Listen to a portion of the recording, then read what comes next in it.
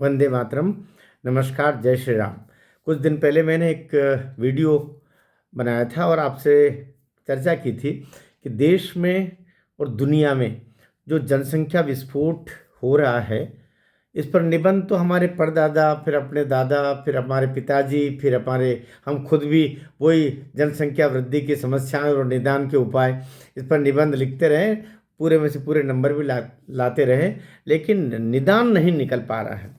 निदान बहुत सारे हैं, लेकिन जो निदान है वो इतने तात्कालिक है कि वो निदान होना और नहीं होना दोनों ज़्यादा अंतर नहीं डाल पा रहे हैं।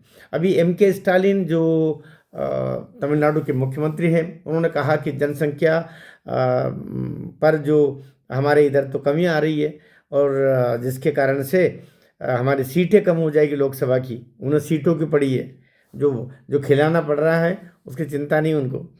आंध्र प्रदेश के जो मुख्यमंत्री है चंद्रबाबू नायडू जी, उन्होंने दूसरी तरीके का हमारे यहाँ पर प्रजनन दर कम हो गई है, जिसके कारण से हमारी जो बुजुर्ग आबादी बढ़ जाएगी आने वाले इतने इतने वर्षों में, और युवा आबादी कम हो जाएगी। ये दो समस्याएं निकल के आई दक्षिण और उत्तर भारत के बीच में जो बातें हैं उसको लेकर के।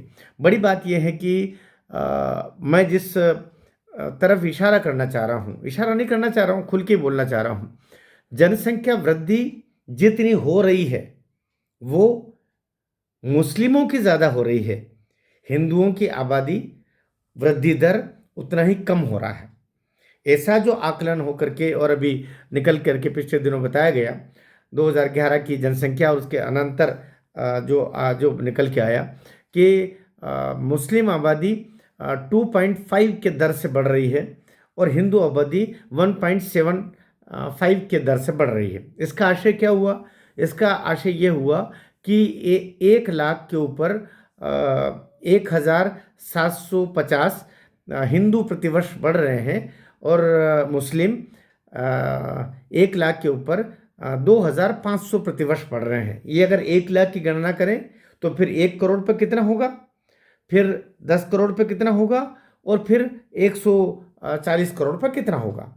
उस रेशो से देखा जा रहा है तो ये बताया जा रहा है कि 2050 तक जो भारत की जनसंख्या है उसमें जो रेशो बनेगा वो रेशो इतना खतरनाक हो जाएगा कि फिर हमसे वो संभलेगा नहीं, ये कहा जा रहा है। 2011 की जनसंख्या के हिसाब से भारत की जनसंख्या जो बताई गई उसमें 96.63 करोड़ हिंदू, 17.22 17.22 मुस्लिम, 2.78 करोड़ ईसाई, 1 करोड़ लगभग बौद्ध, 2 करोड़ लगभग सिख बंधु।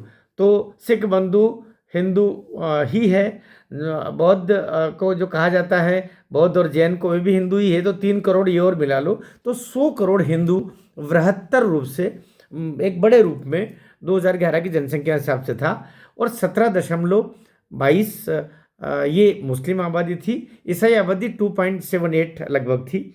और ये रेशो में अब जब 2011 के हिसाब से 121 करोड़ का आकलन किया गया था और अब ये जो कहा जा रहा है वो उसके हिसाब से जो अब जनसंख्या में जो बदलाव होगा 2050 का, तो ये कहा जा रहा है कि दुनिया की सर्वाधिक आबादी मुस्लिम आबादी, अभी दुनिया की सर्वाधिक आबादी का देश तो भारत हो गया, वो घोषित नहीं हुआ है लेकिन हो गया, और दुनिया की सर्वाधिक मुस्लिम आबादी वाला देश कोई होगा तो भारत होगा 2050 में।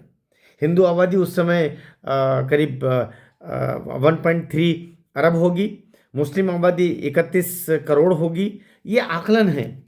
लेकिन जिस रेशो से ये आबादी बढ़ रही है और कुछ क्षेत्र विशेष में वो बढ़ रही है, वो वैज्ञानिक जो गणना लेके बैठे उसके भी परे हैं।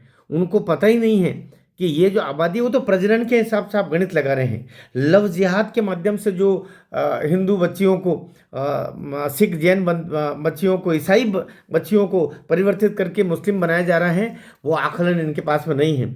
लव जिहाद एक बहुत बड़ा कारण हो रहा है आबादी का। वो जो बच्ची हिंदू समाज की है, जैन सिख समाज की, बौद्ध समाज की, ये तो हिंदू ही समाज के अंग है, ये जो परिवर्तित होकर जाती है तो वो एक तरीके से इधर जो जनसंख्या वृद्धि या जनसंख्या का उसके संतान से जो लाभ होता है या वृद्धि होती, वो ठीक उलट वो उधर जाकर के करना शुरू कर देती है।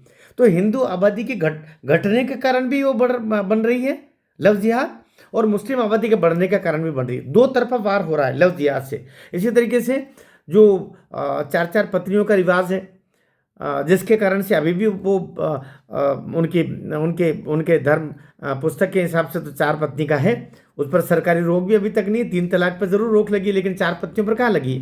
तो वो तो जब तक समान नागरिक संहिता नहीं आएगी तब तक वो चले जा रहा है। तो 4 पत्नियां मैं किसके कितने कितने बच्चे हो रहे हैं, और फिर पाना पेंचिस लेकर के और निकल लिए सड़क के ऊपर औजारें लेकर के, और जब जरूरत पड़ी तो दंगे में तो उनकी हिस्सेदारी बढ़ चढ़ के रहती है, क्योंकि पढ़े लिखे तो वो होते नहीं। तो ये मुस्लिम आबादी में 4 पत्नियों का रिवाज, अशिक्षा, और साथ ही लव जिहाद से हिंदू और अन्य समाज की धर्मों की बच्चियों को परिवर्तित करके ये षड्यंत्र पूर्वक नाम बदल करके बहुत तरीके से उसे लेके जाना, धर्मांतरण अपने आप में, जहाँ पर ईसाई हिंदू, मैं तो ईसाई को भी इस में शामिल कर रहा हूँ कि धर्मांतरण वो भी करवाते हैं, लेकिन वो इस तरीके से लव जिहाद और ये तथाकथित रूप से ज़्यादा उनका प्रामाणिक रूप इतना दिखाई नहीं देता।